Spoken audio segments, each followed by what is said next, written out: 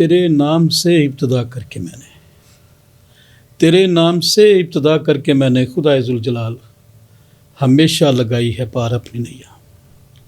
मोअज़्ज़ज़ नाज़रीन, एक मोअज़्ज़ज़ मेहमान शख्सियत के साथ नए प्रोग्राम में आपका मेज़बान programme the truth with Tariq Chaudhary हाज़िर खिदमत है।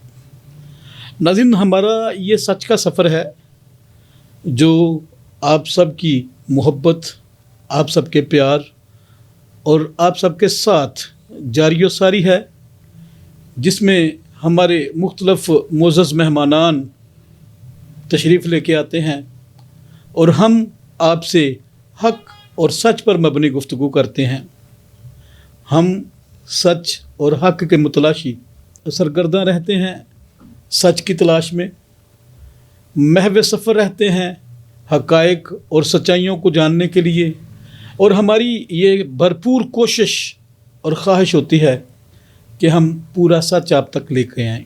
हम सच के फ़र्जंद यही चाहते हैं कि किसी किस्म की कोई दरोगोई, कोई झूठ या हक़ाइक़ को छुपा कर बात आप तक ना लेके आएँ, क्योंकि ये शर्मिंदगी और नदामत का बायस बनते हैं।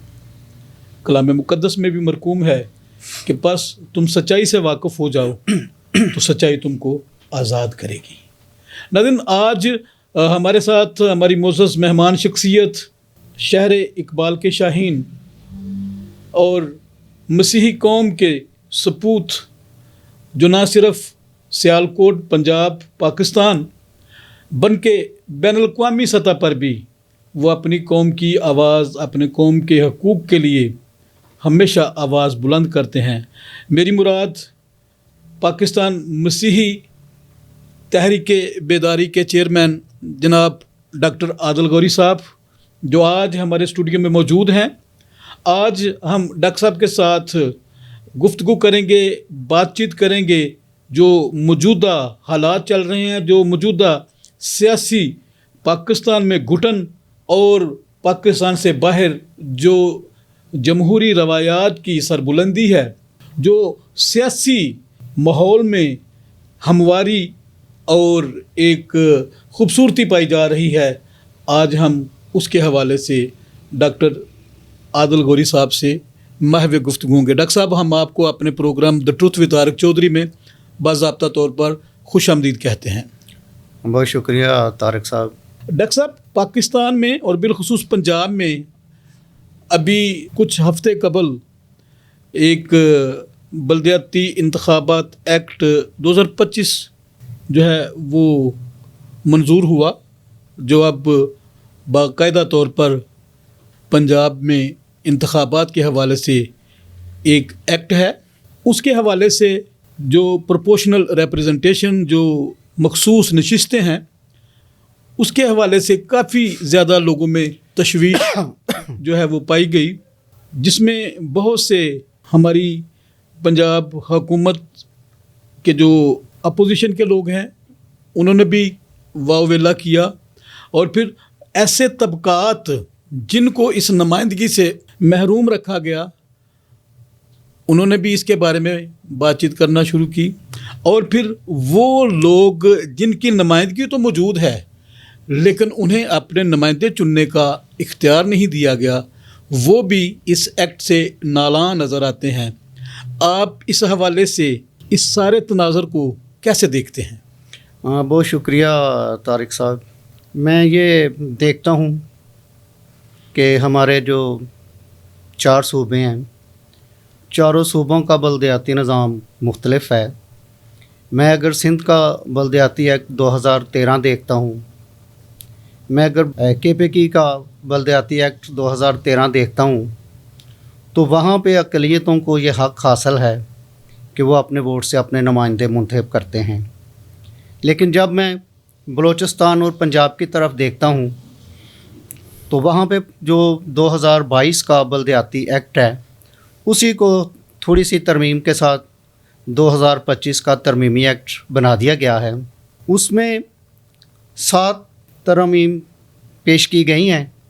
तो मैं समझता हूँ कि जहाँ 7 तरमीम पेश की गई हैं, وہاں پر ایک ترمیم اگر اور بھی ایڈ کر لی جاتی کہ جتنی بھی نشستیں یونین کونسل میں ہوں وہ سب الیکشن کے ذریعے ہونی چاہیے. میں سمجھتا ہوں کہ اگر 9 دیگر لوگ الیکشن میں آ کر ہمارے لیے نمائندے منتخب کرتے ہیں تو میں نہیں سمجھتا کہ وہ ہماری نمائندگی کرتے ہیں.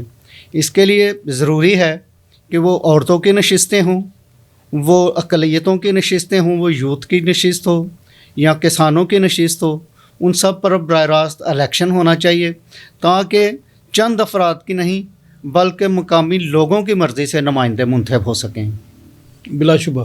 جی ناظرین، بڑی خوبصورت بات کی ڈاکٹر صاحب نے، اور میں اس بات کا قائل ہوں کہ جس کی نمائندگی ہونے جا رہی ہے اپنے نمائندے چننے کا حق بھی اسے ہی ہونا چاہیے.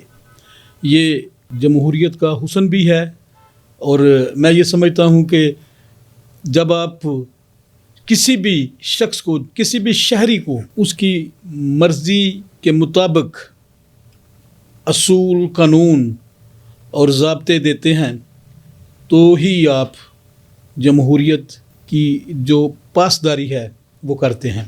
اگر آپ یہ نہیں کرتے تو پھر حقیقی معنوں میں آپ جمہوریت کی منافی کرتے ہیں. ڈاکٹر صاحب، ایک بڑا خاص شور شرابہ، ایک خاص لوگوں کا ایک جوش اور ولولہ اس ضمن میں گزشتہ ایام میں دیکھا گیا کہ امریکہ میں کسی مسلمان کو ایک شہر کا میئر جو ہے وہ منتخب کیا گیا. اس سے قبل جو ہے لندن میں محمد صادق اور بھی دیگر، لندن میں بہت زیادہ مثالیں، یا برطانیہ میں بہت سی اس طرح کی مثالیں ہیں، دیگر ممالک میں بھی ہیں. لیکن امریکہ کے اندر جب کہ ڈونلڈ ٹرمپ کی حکومت جو ہے وہ اس وقت موجود ہے، اور جب ڈونلڈ ٹرمپ امریکہ کے صدر بن کے آئے تھے تو بہت سے تحفظات تھے اسلامک ورلڈ کو، لیکن چونکہ ادھر سے کوئی اس طرح کے جیسچر تو نہیں ملے. لیکن اب ہماری جو اسلامک ورلڈ ہے، یا بالخصوص پاکستان میں بہت سے لوگ جو ہیں وہ جب ایک مسلمان میئر جو ہے وہ بنتا ہے امریکہ کے اندر تو وہ اس کو کسی اور تناظر میں دیکھتے ہیں. اس کے بارے میں آپ کی کیا رائے ہے؟ بہت شکریہ جی، بہت خوبصورت سوال کیا ہے آپ نے. میں سمجھتا ہوں کہ زہران ممدانی کا نیو یارک کا میئر بننا اس بات کو ثابت کرتا ہے کہ وہاں پر فارم 45 اور 47 کا کوئی مسئلہ نہیں ہے. وہ ظاہر کرتا ہے کہ وہاں پر جو جیت ہوئی ہے وہ حقیقی جمہوریت اور صاف شفاف الیکشن کی جیت ہوئی ہے.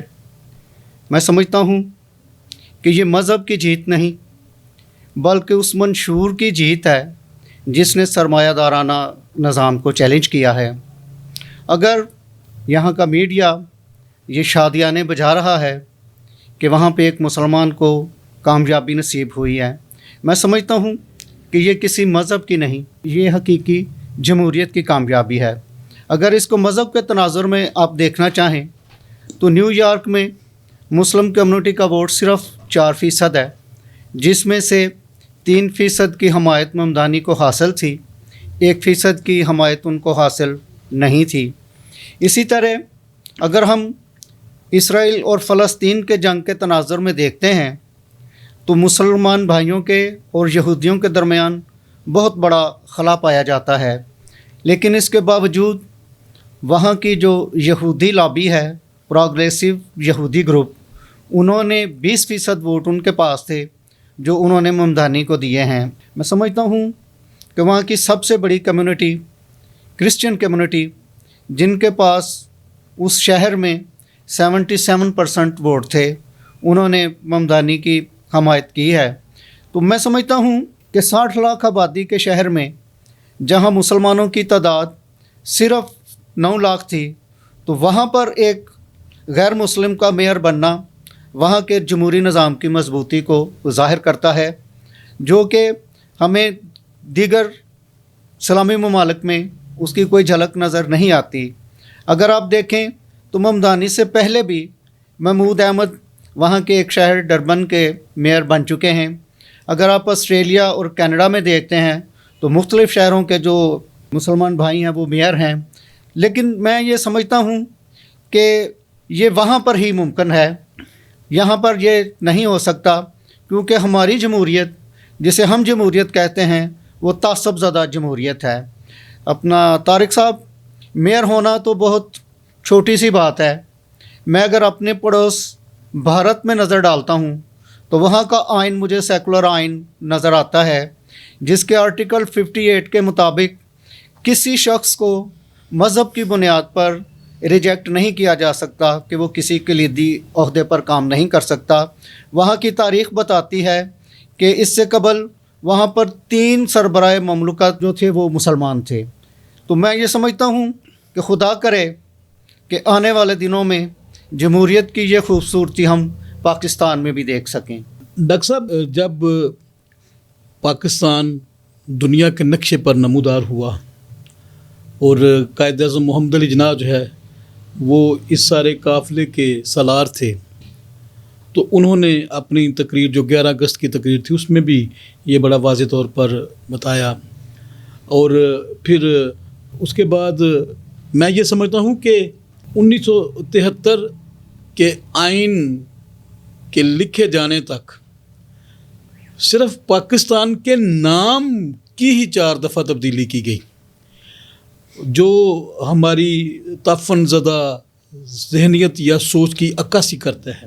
لیکن اس کے باوجود جو پاکستان میں مذہبی اقلیتیں اور بالخصوص مسیحی، جن کا ایک بہت بڑا کنٹریبیوشن ہے پاکستان کی سالمیت میں، پاکستان کی صحت اور تعلیم کی ترقی میں، اور افواج پاکستان میں بھی بڑے بڑے نام ہیں جو مسیحی مذہب سے تعلق رکھنے والے ہمارے آفیسرز ہیں، اس کے باوجود بھی یہ جو تعصب کی لکیر ماری گئی، کیا آپ ہمارے ناظرین کو اس کے محرکات سے آگاہ کر سکتے ہیں؟ دیکھیں جی، جب یہ لکیر ہم دیکھتے ہیں تو یہ ہمارے وجود کی نفی کرتی ہے، یہ ہماری ان قربانیوں کی، ان خدمات کی نفی کرتی ہے جو ہمارے آباء و اجداد نے پاکستان کے لیے دی تھی۔ اور میں سمجھتا ہوں کہ اگر یہ پاکستان قائد اعظم کا پاکستان ہوتا، اگر یہ ملک قائد اعظم کا ملک رہ جاتا، یہ جو خلا جو ہمیں نظر آتا ہے شاید یہ نہ ہوتا، کیونکہ قائد اعظم کا جو پاکستان تھا وہ سیکولر پاکستان تھا۔ ہم نے اس ملک کو عوامی جمہوریہ سے اسلامی جمہوریہ بنا دیا ہے۔ جب ہم نے اس کو اسلامی جمہوریہ بنا دیا ہے تو وہاں پہ اقلیت اور اکثریت کا تصور جنم لے چکا ہے، اور یہیں سے جو ایک تعصب کی لہر ہے وہ شروع ہوتی ہے، اور ہر شعبہ زندگی میں ہم اسے بڑھتے ہوئے دیکھ رہے ہیں۔ ڈاکٹر صاحب، جب ہم پاکستان کے جھنڈے پر نگاہ کرتے ہیں تو جو سفید رنگ ہے وہ مذہبی اقلیتوں کی نمائندگی کرتا ہوا نظر آتا ہے، اور خوبصورتی کی بات یہ ہے کہ جو بیچ میں چاند تارا ہے وہ بھی سفید رنگ کا ہے۔ میں خراج تحسین پیش کرنا چاہتا ہوں اس مصور کا کہ جس نے یہ خوبصورتی جو ہے وہ پاکستان کے جھنڈے میں دکھائی۔ لیکن جب ہم پاکستان کے آئین کی بات کرتے ہیں، جب ہم آئین میں دیکھتے ہیں جو آرٹیکل 40 ہے، تو وہ ایک تفریق پیدا کر دیتا ہے اس یونیفارمٹی کے اندر، اس سالمیت کے اندر، اس سولیڈیرٹی کے اندر، اور اس آئینی استحقاق کے اندر۔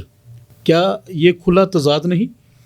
جی، یہ جو آئین کا آرٹیکل 41 کلاس 2 ہے جو پابند کرتا ہے کہ پاکستان کے کسی کلیدی عہدے پر کوئی غیر مسلم تعینات نہیں ہو سکتا، جیسا کہ کچھ صدر، وزیر اعظم، چیف جسٹس، آرمی چیف، یہ سارے عہدے بین ہیں اقلیتوں کے لیے۔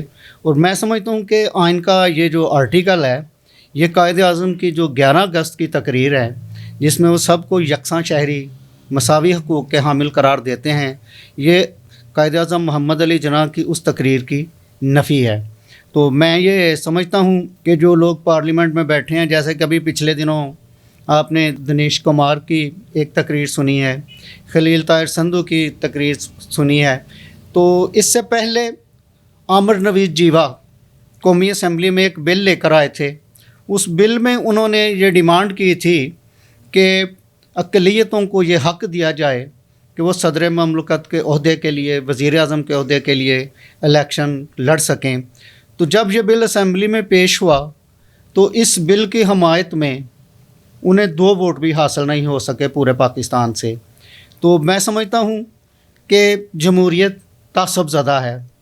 اگر آئین کی اس شک میں ترمیم کر لی جاتی ہے تو میں نہیں سمجھتا کہ اس ترمیم کے ہونے کے بعد بھی اقلیتوں میں یہاں پہ اتنی وسعت النظری، اتنی وسیع القلبی ہے کہ کوئی ہندو، سکھ، مسیحی یہاں پہ صدر یا وزیر اعظم بن سکتا ہے. لیکن کم از کم آئین کے اس آرٹیکل کو اس سے حذف کرنا چاہیے تاکہ آپ کی جو ایک عزت، جو وقار ہے، وہ بین الاقوامی نظام سے میچ تو کر سکے.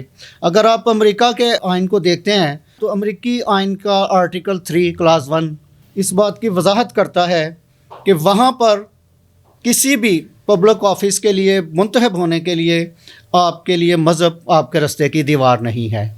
اور یہی بات ہم انڈیا کے آئین میں بھی دیکھ رہے ہیں. ان کا آرٹیکل 51 کلاس 2 جو ہے وہ اس بات کی اجازت دیتا ہے کہ آپ کا تعلق کسی بھی رنگ، نسل، مذہب سے ہے، آپ وہاں کا صدر بن سکتے ہیں، وزیر اعظم بن سکتے ہیں. اور یہی کچھ امریکہ کا آئین بھی عطا کرتا ہے.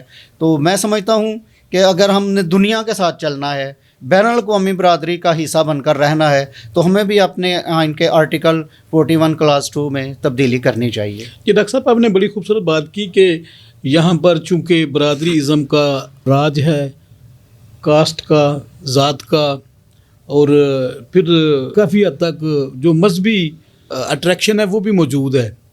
تو میں آپ نے یہ جو بات کی ہے، میں اس بات کی تائید کرتا ہوں کہ یقیناً کوئی بھی شخص جو ہے وہ اگر کوئی اتنا اہل ہو جائے کہ اس لیول تک پہنچ جائے تو میں یہ سمجھتا ہوں کہ یہ اس کی معراج ہوگی.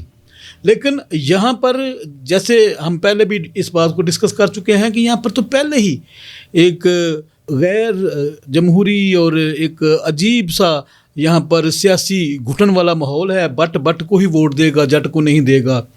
رانا جو ہے وہ آرائی کو ووٹ نہیں دے گا.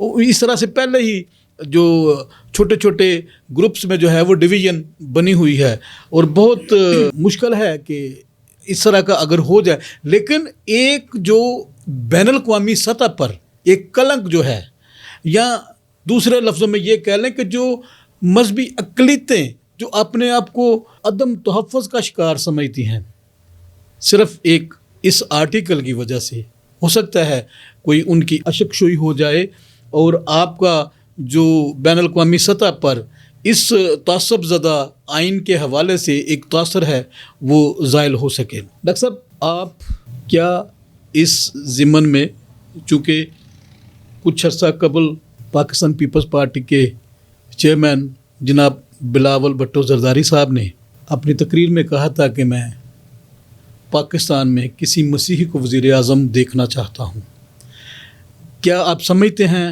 کہ ایسا ممکن ہو سکتا ہے؟ جی، اس کے لیے ضروری ہے کہ بلاول بھٹو اپنی اگر اس خواہش کو تکمیل دینا چاہتے ہیں تو بہت بہتر تھا کہ انہوں نے بہت ساری یہ جو 27ویں آئینی ترمیم آئی ہے اس میں انہوں نے بہت ساری اپنی جو ڈیمانڈز ہیں وہ پوری کروائی ہیں. تو میں سمجھتا ہوں کہ اگر وہ واقعتاً اس بات کو سنجیدہ لیتے ہیں یا صرف اقلیتوں کو خوش کرنے کے لیے کہہ رہے ہیں، اگر وہ اس بات کو سنجیدہ لیتے ہیں تو پھر آرٹیکل 41 میں ترمیم کی ضرورت ہے. اس کے بغیر تو ایسا ممکن نہیں ہے. تو بلاول صاحب اس کے لیے ترمیم لے کر آئیں. اگر اس دفعہ ان سے یہ بات چھوٹ گئی ہے تو 28ویں ترمیم ایوان کے دروازے پر ہے. 28ویں ترمیم میں یہ بات لے کر آئیں کہ جی ترمیم کی جائے اس آرٹیکل میں، اس سے حذف کر دیا جائے کہ پاکستان کا وزیر اعظم بننے کے لیے مذہب کی قید نہیں ہے، بلکہ کوئی بھی اس کا تعلق کسی بھی مذہب سے ہے وہ بن سکتا ہے. میں تو کہتا ہوں کہ بلاول صاحب جب وزیر اعظم بنتے ہیں تو اپنے ساتھ نائب وزیر اعظم ہی کسی مسیحی یا دوسرے کو رکھ لیں، تو میں سمجھتا ہوں کہ یقیناً وہ اقلیتوں کے ساتھ بڑے مخلص ہوں گے. ڈاکٹر صاحب آپ نے ایک خوبصورت کلو جو ہے وہ مجھے بھی دے دیا کہ ہم کچھ دیر پہلے ایک ویڈیو دیکھ رہے تھے خلیل طاہر سندھو صاحب کی کہ وہ میڈیا کے سامنے جو ہے وہ اس بات کا اظہار کر رہے تھے کہ جو مذہبی اقلیتیں ہیں انہیں اپنے نمائندے چننے کا حق دیا جانا چاہیے، جبکہ ابھی حال ہی میں 27ویں ترمیم جو ہے وہ منظور ہوئی اور اس میں جو سینیٹر خلیل طاہر سندھو صاحب ہیں انہوں نے بڑا ایک ایکٹیو رول بھی ادا کیا۔ کیا ان کا یہ بیان اور جب ترمیم کی تدوین ہو رہی تھی اس وقت ان کی خاموشی اور اب ان کا اس بات پہ اپنی اظہار رائے کرنا، کیا یہ کوئی متعصبانہ قسم کی بات نہیں ہے؟ میں سمجھتا ہوں طارق صاحب کہ ان کی جو سوچ ہے وہ شاید آج بھی 50 سال پرانی سوچ ہے۔ یہ سمجھتے ہیں کہ ہم جو عوام ہیں ہم بیوقوف ہیں، ہم ان کی چیرہ کو نہیں سمجھتے، لیکن آپ کے چینل کے ذریعے سے میں انہیں یہ پیغام دینا چاہتا ہوں کہ اب لوگ جاہل اور بیوقوف نہیں رہے، لوگ آپ کی کارستانیوں کو سمجھتے ہیں۔ یہ جو آپ نے ان کی ایک تقریر کا کلپ دیکھا ہے جس میں انہوں نے کہا ہے کہ اگر نیو یارک میں ایک مسلمان میئر ہو سکتا ہے تو یہاں کیوں نہیں ہو سکتا۔ میں نے ان کا ایک دوسرا کلپ بھی دیکھا ہے ترمیم کے بعد جو انہوں نے تقریر کی ہے، اس میں انہوں نے کہا ہے کہ اقلیتوں کو اپنے ووٹ سے اپنے نمائندے منتخب کرنے کا حق دیا جانا چاہیے، لیکن میں سمجھتا ہوں پنجابی جو گل کہندے نے کہ دو بعد تمبا ساڑیا تے کی کیتا۔ جب وہ ترمیم ان کے ہاتھوں میں تھی، جب یہ وہ ترمیم تیار کر رہے تھے، وہ وقت تھا کہ وہ اس ترمیم کو اس میں مسودے میں ایڈ کرواتے۔ اگر اس میں ایڈ ہوتی تو اس کا کوئی اثر ہوتا، کیونکہ اس کو پاس کروانے کے لیے 2/3 اکثریت کی ضرورت ہے، اور میں سمجھتا ہوں کہ یہ ایک بہترین موقع تھا کہ جب حکومت کے پاس 2/3 اکثریت موجود تھی۔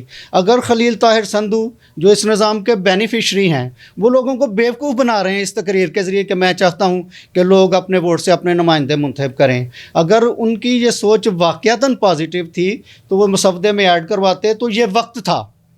اور میں سمجھتا ہوں کہ اس وقت وہ اپنی اعلیٰ قیادت کے اتنے قریب ہیں کہ اگر وہ چاہتے تو وہ مسودے میں اس ایک شک کو ایڈ کروا سکتے تھے، لیکن انہوں نے نہیں کروائی کیونکہ وہ پیداوار ہی اس نظام کی ہیں۔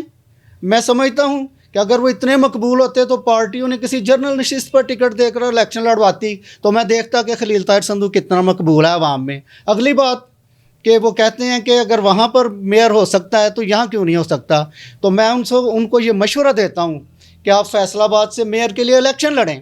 آپ پارٹی کی قیادت کے قریب بھی ہیں، آپ پچھلے 15-20 سال سے برسر اقتدار ہیں، آپ 2-4 دفعہ MP رہے ہیں، آپ موجودہ سینیٹر ہیں، آپ کے پارٹی میں بہت زیادہ تعلقات ہیں، تو آپ اس بات کی ابتدا کریں۔ آپ نے یقیناً اتنے 20-25 سالوں میں فیصل آباد کے لوگوں کے لیے بہت خدمات سر انجام دی ہوں گی۔ آپ کو اس بات کی فکر نہیں ہونی چاہیے کہ آپ نے صرف مسیحیوں کے ووٹوں سے وہاں کا میئر بننا ہے۔ اگر ممدانی وہاں پر میئر بنا ہے تو اسے مسلمانوں نے میئر نہیں بنایا، اسے مختلف کمیونٹیز نے میئر بنایا ہے۔ تو اگر آپ نے فیصل آباد کے لوگوں کے لیے کچھ کیا ہے، آپ سمجھتے ہیں کہ وہ آپ سے خوش ہیں، تو یقیناً وہ آپ کو ووٹ دیں گے۔ تو آپ اس کی ابتدا کیجئے پاکستان سے، میں آپ کو فیصل آباد کا میئر دیکھنا پسند کروں گا۔ ناظرین، بڑی خوبصورت بات کی ڈاکٹر عادل گوری صاحب نے، چیئرمین ہیں مسیحی تحریک بیداری کے، اور ان کا کام ہی مجھے اور آپ کو بیدار کرنا ہے، اور ان کا یہ بیداری کا پیغام ہمارے معزز سینیٹر خلیل طاہر سندھو صاحب کے لیے بھی ہے، جو یقیناً اس بات پہ شاداں تو ہیں، اس بات پہ ہیپی تو ہیں کہ امریکہ میں ایک مسلمان جو ہے وہ ایک شہر کا میئر بن گیا، اور ان کی یہ خواہش اور ان کا یہ خواب بھی ہے کہ وہ پاکستان میں لاہور، کراچی، فیصل آباد، سیالکوٹ، گوجرانوالا یا کسی بھی شہر میں کسی مسیحی کو میئر دیکھنا چاہتے ہیں۔ تو ہماری نیک خواہشات ہیں خلیل طاہر سندھو صاحب کے لیے۔ حضور آئیے اور اس خواب کی تعبیر اور اس خواہش کی تکمیل میں آپ اپنا کردار ادا کریں، چونکہ آپ اس وقت ایک तगड़ी पार्टी के तगड़े लीडर हैं और पूरे पाकिस्तान के मसीहियों के नुमाइंदा के तौर पर आप जाने और पहचाने जाते हैं। इब्तिदा करें, यकीनन आपके तसलसल में और भी बहुत से लोग जो हैं वो इस निज़ाम में फिर अपने पाँव गाड़ने में कामयाब हो जाएंगे। बारिश का पहला कतरा बने, कोशिश करें कि इस दफ़ा आप फैसलाबाद मेयर का इंतखाब लड़ें। हम हर सूरत आपके साथ खड़े होंगे और हमारी भी ये ख्वाहिश है, हम भी ये ख्वाब हर रोज़ देखते हैं कि काश कभी ये नवीद आए कि पाकिस्तान के किसी शहर में, किसी ज़िला में जो मेयर है वो कोई मसीही है या किसी मजहबी अक़लियत से उसका ताल्लुक़ है, और यकीनन वो जमहूरियत की जीत होगी, इंसानियत की जीत होगी, वो फतह होगी जमहूरियत की और जमहूरी इक़्तिदार की। हमारी ख्वाहिश है कि आप इसमें पहल करें और फिर देखना कि आपके बाद एक लाइन लग जाएगी। डॉक्टर साहब, आप तशरीफ़ लेके आए, आपने हमारे नाज़रीन के लिए बेहतरीन पैगाम दिए और यकीनन मैं समझता हूँ कि ये आज की वक्त की ज़रूरत है। जो बातें आप हमेशा करते हैं और आप हमेशा हक़ाइक़ पर मबनी गुफ्तगू करते हैं, हम इस बात के लिए आपके शुक्रगुज़ार हैं। आपका आना मेरे लिए, हमारे चैनल के लिए और हमारे नाज़रीन के लिए यकीनन इंस्पिरेशन और मोटिवेशन का सबब बनता है। आपकी आमद का बहुत शुक्रिया जी, थैंक यू वेरी मच। नाज़रीन, आज के इस प्रोग्राम का वक्त ख़त्म होता है। अगले प्रोग्राम में दोबारा आपसे मुलाकात होगी। मुझे अपने मेज़बान तारिक सराज चौधरी को और मेरे कैमरामैन तारिक प्यारा को इजाज़त दीजिए। पाकिस्तान जिंदाबाद। जिंदाबाद।